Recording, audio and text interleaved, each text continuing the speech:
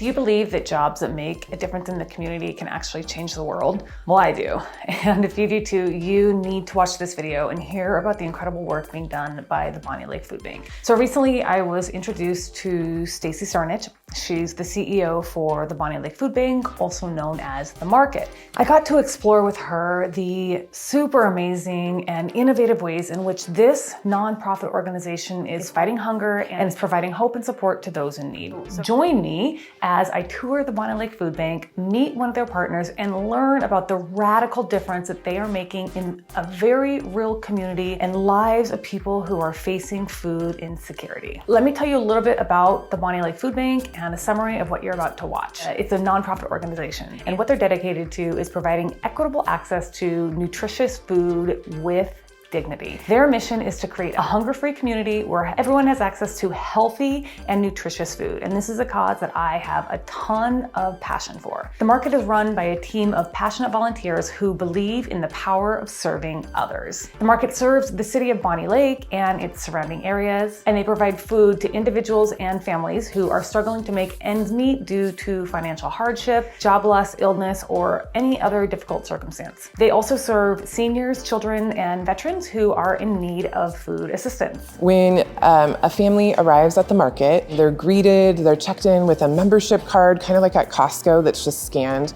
We really want to make that a very seamless experience. So this is more like a grocery store. I understand that we are one of the only food banks in the state that operates this way, where people just are free to shop.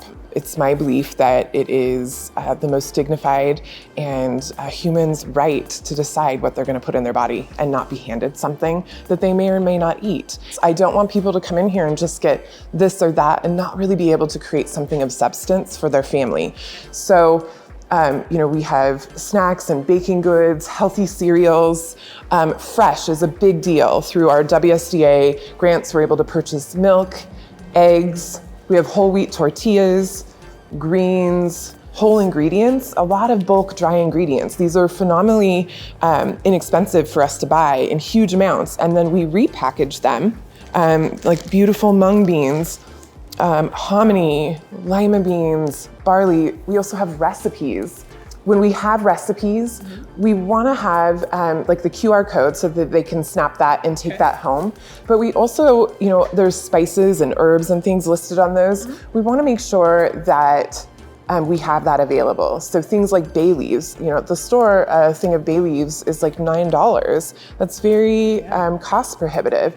So we also have an army of people that will take our recipes that we feature and then make sure that we have all the ingredients available. Here's how most food banks work. They get food donations. They rely on donations of non-perishable food items from individuals, businesses, and community organizations. The donations come in various forms, a lot of times in food drives, or people just drop them off at the food bank, canned goods, boxed foods, packaged goods, or some fresh produce. After it's donated, the volunteers and staff members at the food bank organize the items by type, expiration date, and nutritional value. Food is also inspected for damage or spoiling. And then the food gets distributed. And they typically do this by working with local partner agencies like shelters, food pantries, soup kitchens, or other methods to distribute food to those in need. And in many cases, the people also come to the food bank directly to pick up the food. In a lot of cases, they have eligibility requirements and the individuals must meet them before they can receive assistance. Stacy talks about this in this video as well.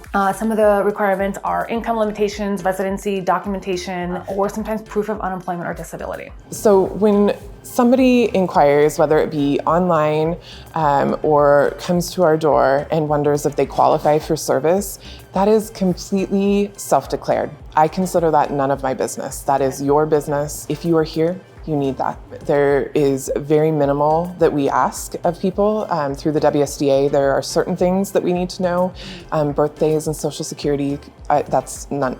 We do not need ID. You can just give us your name that day. Really, we wanted to eliminate that barrier of shame, that there would be like some sort of transaction where you're giving us a lot of information about you. It's very simple. And you can sign up online and register so that that's taken care of before you even get here.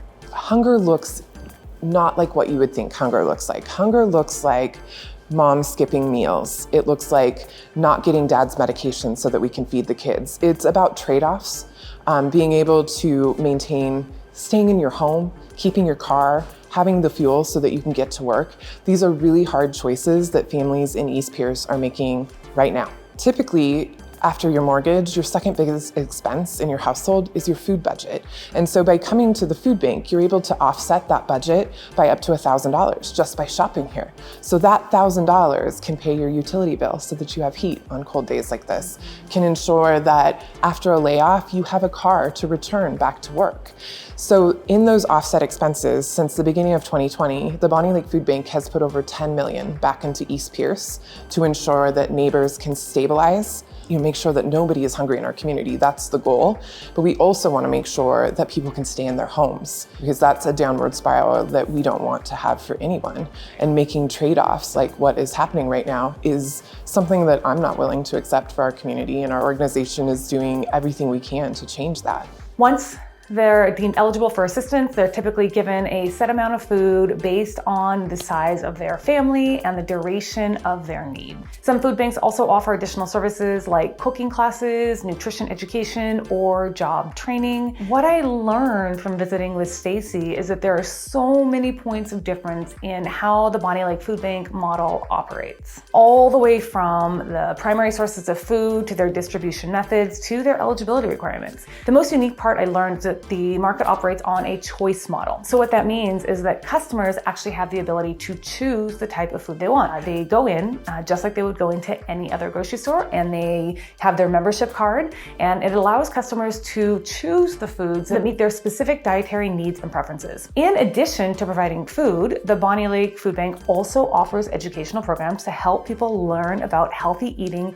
and budgeting. One of my favorite parts of the entire tour was seeing how the volunteers display recipes with the food. It encourages not only healthy eating, but also quality time spent at home. Stacy shares with me a story of how customers have been able to improve their livelihood, their health, and make great strides from the support that they have received from the market and its volunteers. It has become a lifeline for many people throughout the community. They serve over 1,000 people each month, and that number just continues to grow. With the COVID-19 pandemic, the need for food assistance has become massive and even more urgent all across the nation. Here in Bonney Lake, under Stacy's leadership, the food bank adapted super fast to the challenges brought on by the high demand. Most impressive is the implementation of the refrigerated lockers. We started thinking about this concept of convenience. Convenience is only afforded by those that can afford it, to be honest. And so we're flipping the narrative once again and using a technology that is available in local grocery stores. It's totally an Amazon locker, except it's cooler because they're refrigerated. We had Amazon Worldwide out here visiting us, looking. So they're refrigerated, they can heat.